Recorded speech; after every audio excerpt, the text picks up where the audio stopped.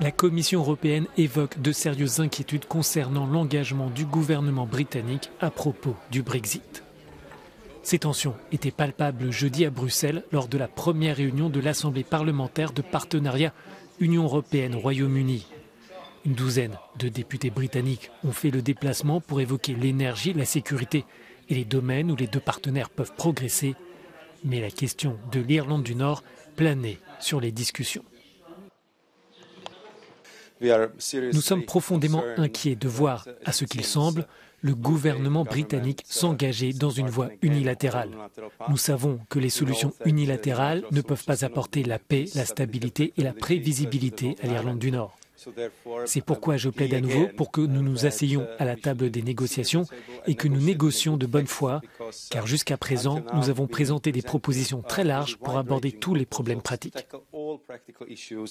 Après un appel téléphonique tendu avec son interlocutrice britannique, le vice-président de la Commission européenne estime que le Royaume-Uni devrait reconsidérer son intention de passer outre le protocole nord-irlandais signé par Londres.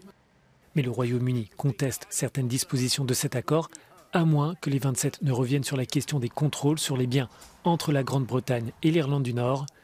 Le gouvernement britannique estime que la balle est dans le camp de l'Union et qu'elle doit faire ce pas de plus. Ce dont nous avons besoin, c'est que les deux parties fassent tout ce qu'elles peuvent pour parvenir à un accord.